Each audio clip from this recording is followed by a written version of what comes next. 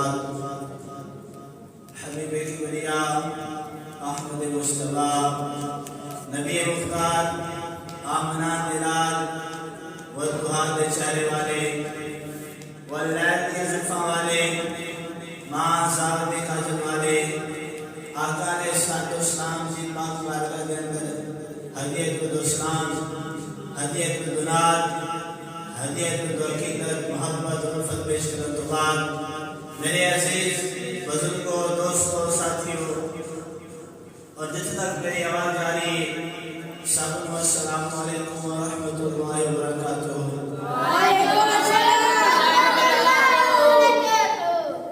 अल्लाह तआला मैंने आप हज़रात के सामने कुरान मजीद फुरकान हमीद की दुआ की माँ पढ़ी पढ़ने का शर्फ हासिल किया। इस आयत करीमा में अल्लाह तआला मौजूद करीम खालिक़ आलम अज़ल खालिक़ परवरदिगार आलम ने इरशाद फरमाया वलक़द नसरकुमुल्लाहु बिबदरिन व अंतुम अज़िल्लतुन फत्तकुल्लाह लअल्लकुम तशकुरून। और बेशक अल्लाह ने बदर में तुम्हारी मदद फरमाई जबकि तुम बेसरो सामान थे, तो अल्लाह से डरो कहीं तुम शुक्रगुजार हो जाओ। अल्लाह तआला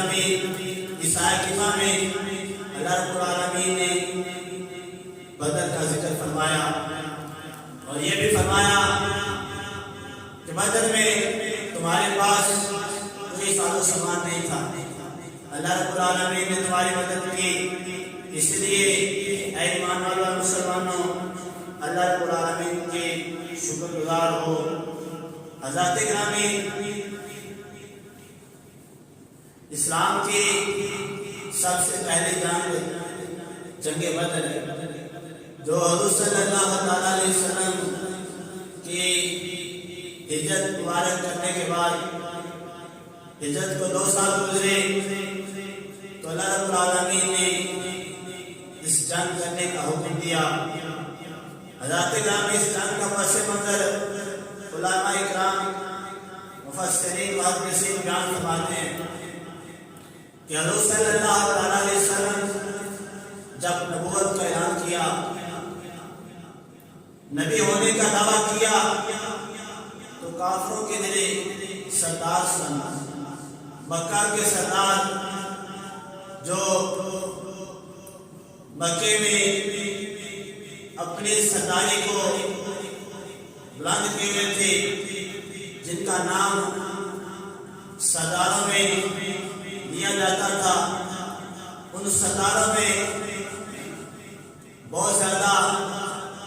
कुफर पर कायम रहने वाले जिनके बारे में आता है जब अल्लाह के नबी ने नबूवत का ऐलान किया तो वो हुज़ूर सल्लल्लाहु अलैहि वसल्लम के दुश्मन बन गए, हुज़ूर के खिलाफ हो गए और आप सल्लल्लाहु अलैहि वसल्लम को तरह तरह की तकलीफें मुसीबतें अज़ियतें में मुब्तला करते, अल्लाह रब्बुल आलमीन के प्यारे महबूब सब्र करते बर्दाश्त करते। हज़रात गिरामी मामला इधर तक पहुंचा कि उन काफिरों ने हुज़ूर सल्लल्लाहु अलैहि वसल्लम को कत्ल करने का मंसूबा बनाया। अल्लाह रब्बुल आलमीन के प्यारे महबूब मक्का से हिजरत फरमाई, मदीना तशरीफ ले आए। मदीना के सरजमीन को आबाद करने के लिए, मदीना की रौनक को तबादला करने के लिए, मदीने को चांद लगाने के लिए अल्लाह के नबी मदीने में दरबार हुए, मदीने में तशरीफ लेकर आए और हुज़ूर सल्लल्लाहु अलैहि वसल्लम जब मदीना में आए तो काफिरों को फिर से चैन आया। वो पहले हुज़ूर को कत्ल करने के मंसूबे बना चुके थे, लेकिन जब उन्होंने देखा कि अल्लाह के नबी अब खजाना मदीने में जिंदगी गुजार रहे हैं, तो ये ना हो कि ये मदीने में इस्लाम की बातों की मजबूत कर लें, लोग ज्यादा से ज्यादा इनकी कदम पार के मुसलमान हो गए तो एक दिन आएगा फिर ये दोबारा मक्के में हम पर हुकूमत करने के लिए जरूर आएंगे। इसी डर की वजह से काफिरों का दिन रात चैन और सुकून खत्म होना शुरू हो गया। बयान करते हैं कि फिर हुज़ूर सल्लल्लाहु अलैहि वसल्लम को तरह तरह की तकलीफें देते। सहाबा के बारे में आता है تو صحابہ حضور صلی اللہ علیہ وسلم کو آ کے عرض کرتے یا رسول اللہ صلی اللہ علیہ وسلم ہوتا وقت آئے گا کہ ہم ان کافروں کا مقابلہ کریں گے، کافروں کا منہ توڑ جواب دیں گے اور کب تک ان کے ظلم تکلیفیں برداشت کرتے رہیں گے، ان کی مصیبتیں جھیلتے رہیں گے۔ تو اللہ رب العالمین کی پیارے محبوب ان کافروں کو روک دے، وہ کافروں کے ساتھ جنگ کرنے کے لیے مسلمانوں کو روک دیتے اور فرماتے ہیں میرے پیارے صحابہ ابھی وہ ٹائم نہیں آیا، وہ وقت نہیں آیا کہ کافروں سے جنگ کی جائے، کیونکہ مسلمانوں کی تعداد کم ہے، تھوڑی ہے، کافر تعداد میں زیادہ ہے، اس لیے ان سے جنگ کرنا مناسب نہیں۔ لیکن جب وقت آیا، ہجرت کا دوسرا سال ہوا تو اللہ رب العالمین نے خود اعلان فرما دیا۔ اللہ نے فرمایا محبوب پریشان نہ ہو، آپ تعداد چاہے آپ کے کم ہے، مسلمان تھوڑے ہیں، لیکن پریشان نہ ہو، جو کافر ظلم کر رہے ہیں ان کا ظلم کا انہیں جواب دو۔ اللہ نے قرآن میں ارشاد فرمایا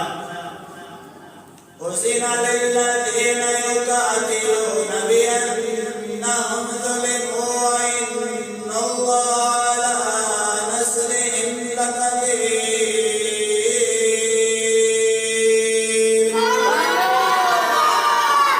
اللہ رب العالمین نے ارشاد فرمایا اے ایمان والو، اے مسلمانوں، تمہیں جنگ کرنے کی اجازت ہے، جو کافر مسلمانوں پر ظلم کر رہے ہیں ان سے ان کا بدلہ دو،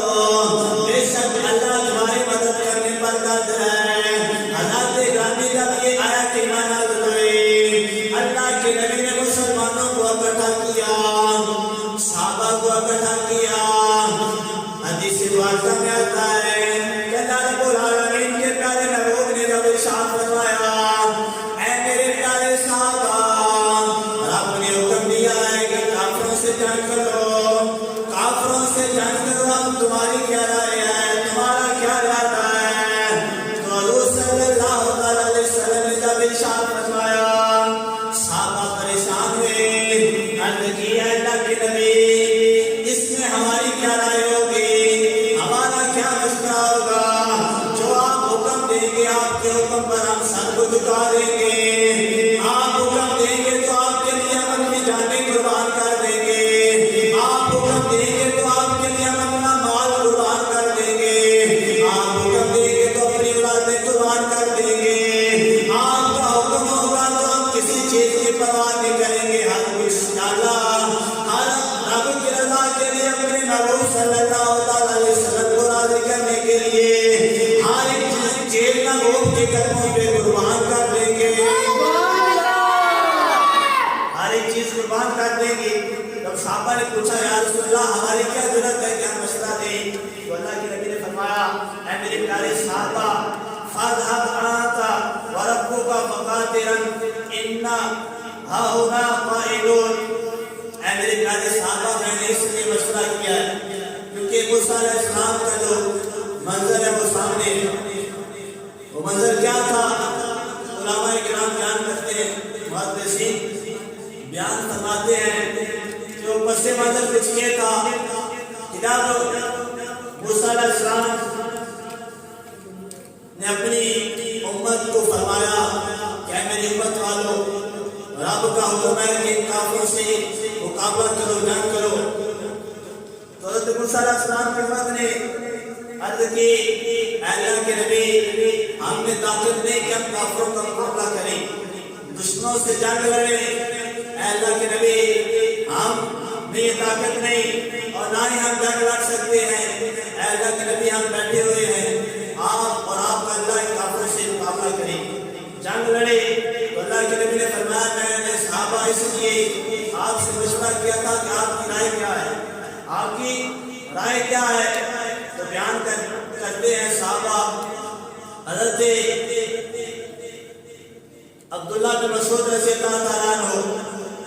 آپ بیان کرتے ہیں کہ جب حضور صلی اللہ علیہ وسلم نے مشورہ کیا تو صحابہ نے اپنی رائے دی، ابوبکر صدیق حضرت عمر فاروق کھڑے ہو گئے، عرض کی یا رسول اللہ صلی اللہ تعالیٰ علیہ وسلم ہم آپ کے لیے سب کچھ قربان کرنے کے لیے تیار ہیں. تو حضور صلی اللہ تعالیٰ علیہ وسلم نے فرمایا میرے پیارے صحابہ آپ تو پہلے ہی سب کچھ قربان کر کے آ چکے ہیں. گھر بار مال و جائیداد اولاد چھوڑ کے میرے لیے مدینے تشریف لے آئے. اب میں مدینے رہنے والوں سے مخاطب ہوں کہ وہ مجھے اس جنگ کے بارے میں رائے دیں. ان کا کیا خیال ہے؟ کیونکہ ان کا مال بھی پاس ہے، اولاد بھی پاس ہے، جائیداد بھی پاس ہے، گھر بھی پاس ہے، سب کچھ پاس ہے. تو وہ کیا اس جنگ کے بارے میں رائے بیان کرتے ہیں؟ تو حضرت عبداللہ بن مسعود رضی اللہ تعالیٰ عنہ بیان فرماتے ہیں جب اللہ رب العالمین کی پیارے محبوب نے صحابہ کے بارے میں ارشاد فرمایا تو حضرت مقداد بن اسود رضی اللہ تعالیٰ عنہ کھڑے ہوئے عرض کی یا رسول اللہ صلی اللہ علیہ وسلم فقال لا نقول كما قال قوم موسیٰ. حضرت مقداد بن اسود رضی اللہ تعالیٰ عنہ نے عرض کی ہم حضرت موسیٰ علیہ السلام کی قوم کی طرح نہیں اذهب انت وربك کہ ہم کہیں اے اللہ کے نبی موسیٰ علیہ السلام آپ اور آپ رب کافروں سے لڑیں. ہم تو بیٹھے ہوئے ہیں، ہمیں نہ تو طاقت ہے جنگ کرنے کی نہ ہم لڑ سکتے ہیں. تو اللہ رب العالمین کے پیارے محبوب علیہ السلام حضرت مقداد بن اسود بیان فرما رہے ہیں فقاتل ولكن نقاتل عن يمينك وشمالك وبين يديك وخلفك فرأيت النبي صلی اللہ علیہ وسلم. جب اللہ کے نبی نے دیکھا صحابہ حضرت مقداد بن اسود کھڑے ہوئے عرض کیا رسول اللہ صلی اللہ علیہ وسلم ہم موسیٰ علیہ السلام کی قوم کی طرح نہیں کہ ہم کہیں گے اے اللہ کے نبی آپ اور آپ کا رب جنگ لڑے. ہم تو کھانے کے لیے بیٹھے ہیں، نذرانے وصول کرنے کے لیے بیٹھے ہیں، اپنی اولادوں کی تربیت کرنے کے لیے بیٹھے ہیں، ہم اپنی مال و جائیداد کی حفاظت کرنے کے لیے بیٹھے ہیں. اے اللہ کے نبی آپ اور آپ کا رب جنگ لڑے. یا رسول اللہ ہم یہ نہیں کہیں گے بلکہ آپ کے حکم کو مانتے آپ کی اس طرح حفاظت کریں گے. آپ کے دشمن اگر مشرق سے آئے گا ہم مشرق کی طرف کھڑے ہو جائیں گے، شمال سے آئے گا شمال کی طرف کھڑے ہو جائیں گے، آگے سے آئے گا آگے کھڑے ہو جائیں گے، پیچھے سے آئے گا پیچھے کھڑے ہو جائیں گے. یا رسول اللہ ہم آپ کی حفاظت چاروں طرف سے کریں گے، کوئی نقصان دہ چیز آپ کے قریب نہیں آنے دیں گے. یا رسول اللہ یہ تو آپ کی حفاظت کی بات ہے، اگر آپ حکم دیں گے تو ہم کس پار سے بھی پیچھے نہ دیں گے. یا رسول اللہ حکم دیں گے کہ ہم سمندروں میں کود جائیں. یا رسول اللہ پیچھے نہ دیں گے، آپ کے حکم کو مانتے ہوئے سمندروں میں بھی کود جائیں گے. فرأيت النبي صلی اللہ علیہ وسلم مشرکا جو وسرو. حضرت عبداللہ بن مسعود بیان کرتے جب اللہ کے نبی نے سنا تو ان کا چہرہ کھل اٹھا، آپ کا چہرہ مسکرا اٹھا، آپ کا چہرہ اس طرح کھلا کہ جس طرح چودھری رات کا چاند کھل رہا ہے. حضرت صلی اللہ تعالیٰ علیہ وسلم مسکرائے، خوش ہوئے. حضرت سعد بن معاذ نے جب آپ کا چہرہ دیکھا، آپ کے چہرے کی رونق کو دیکھا، آپ کے چہرے پر رحمتیں برستے ہوئے اللہ کی عبادت جلیات کو دیکھا تو عرض کیا رسول اللہ صلی اللہ تعالیٰ علیہ وسلم اگر آپ کا حکم ہوگا تو ہم اپنی جانیں بھی قربان کر دیں گے، آپ کا حکم ہوگا تو اپنی اولاد بھی قربان کر دیں گے، مال و جائیداد سب یا رسول اللہ آپ پر قربان کر دیں گے. آپ کا حکم ہوگا تو ہم آپ سب کچھ یا رسول اللہ آپ کے قدموں پہ قربان کرنے کے لیے تیار ہو جائیں گے. یہ جنگ نہیں بلکہ جنگ سے پہلے مشورے ہو رہے ہیں. صحابہ آپس میں بیٹھے ہوئے ہیں، اللہ کے نبی صحابہ سے جنگ بدر کے بارے میں مشورہ طلب کر رہے تھے.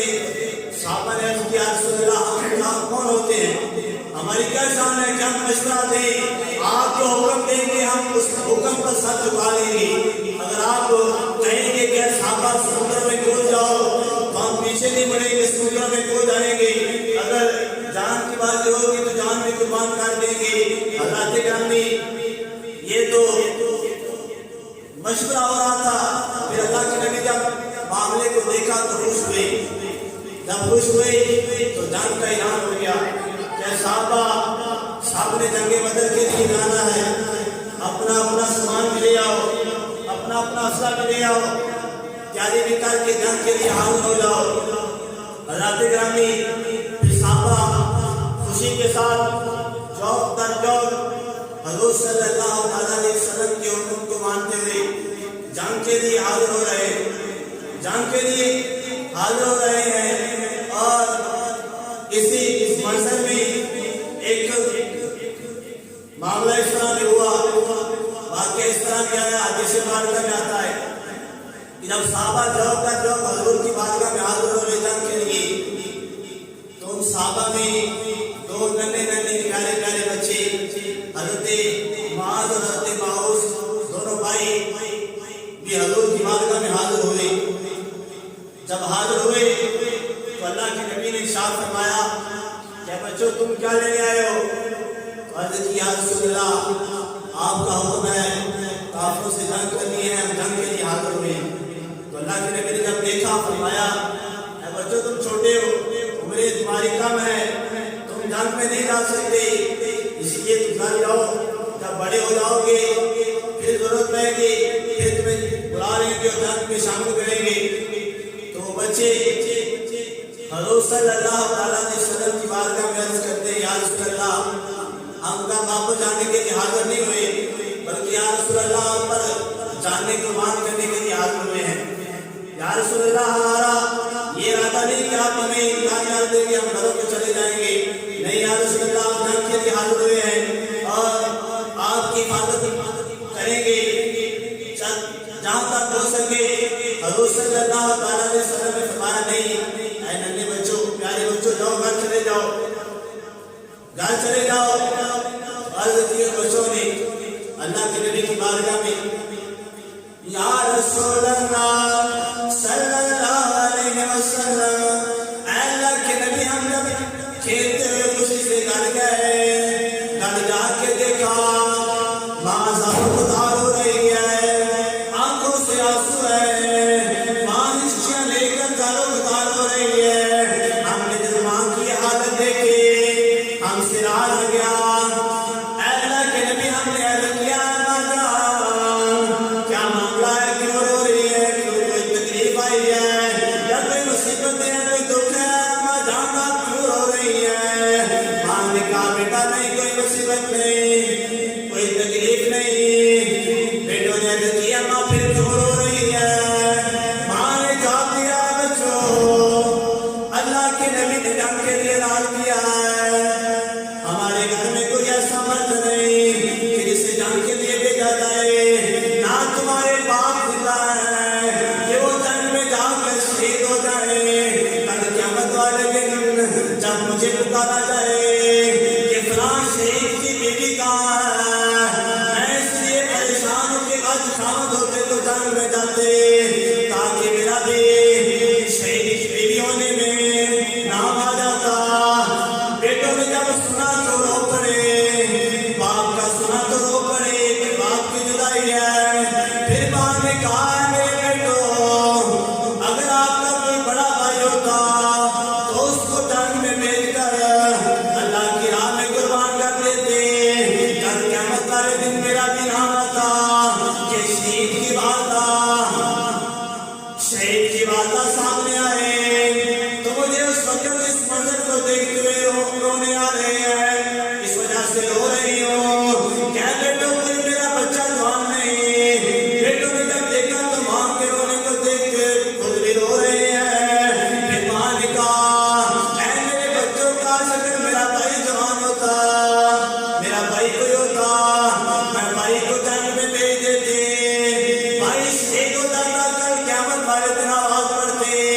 کہ شہید کی بہن آ جائے, لیکن نہ تو میرا شوہر موجود ہے, نہ ہی بھائی موجود ہے, نہ ہی کوئی بڑا بیٹا موجود ہے.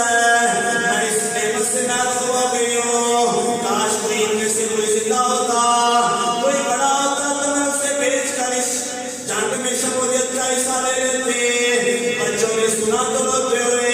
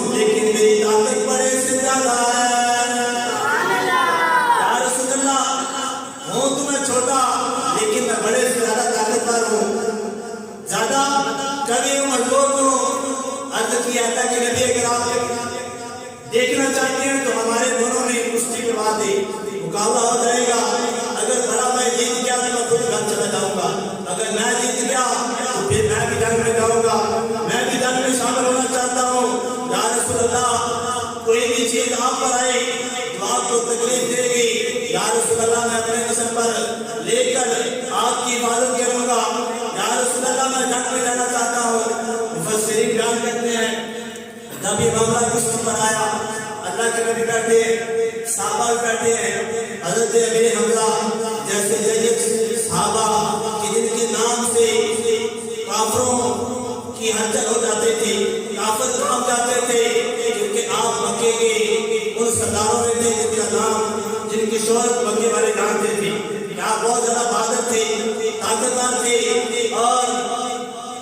کشتی کو دیکھنے والے امیر حمزہ بھی بیٹھے ہیں، بیان کرتے ہیں ابو بکر صدیق بھی بیٹھے ہیں، عمر فاروق بھی بیٹھے ہیں، مولا علی شیر خدا بھی بیٹھے ہیں، عمر فاروق بھی بیٹھے ہیں، اور کشتی جو کر رہے ہیں وہ چھوٹے چھوٹے ننھے ننھے پیارے بچے ہیں۔ کشتی بھی کس طرح کی ہو رہی ہے؟ کوئی مال کے لیے کشتی نہیں ہو رہی، جائیداد کے لیے کشتی نہیں ہو رہی، بلکہ رب کی رضا کے لیے قربان ہونے پر کشتی ہو رہی ہے۔ میں اللہ کے نبی کی راہ پر، یا رسول اللہ اسلام پر قربان ہو جاؤں، اپنی جان کا خزانہ اسلام کے لیے دے جاؤں، تاکہ آنے والے وقتوں میں قیامت تک لوگ جب ہماری قربانی کو دیکھیں گے تو ان کے اندر ایمان پیدا ہوگا، جذبہ پیدا ہوگا کہ نبی کے نام پر، نبی کے واسطے، اسلام کی خاطر چھوٹے چھوٹے بچوں نے قربانی دینے سے درگزر نہیں کیا، ہم تو بڑے ہیں، ہم اسلام کے لیے اپنی جانیں قربان کیوں نہ کریں؟ یا رسول اللہ ہم اس لیے قربان ہونا چاہتے ہیں۔ بیان کرتے ہیں کشتی ہو رہی، جب کشتی شروع ہوئی تو صحابہ بھی مسکرا پڑے، اللہ کے نبی مسکرانے لگے، جب مسکرا رہے ہیں چھوٹے چھوٹے ننھے ننھے بچے آپس میں کشتی کر رہے ہیں،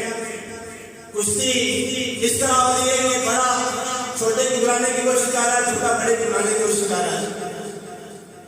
جب معاملہ اس طرح ہوا تو چھوٹے بھائی نے بڑے بھائی کو موقع پا کے کان میں چھوٹی سی عرض کی، اے بھائی جان، اللہ کے نبی نے آپ کو تو قبول کر لیا ہے، آپ کو اجازت مل گئی ہے جنگ میں جانے کی،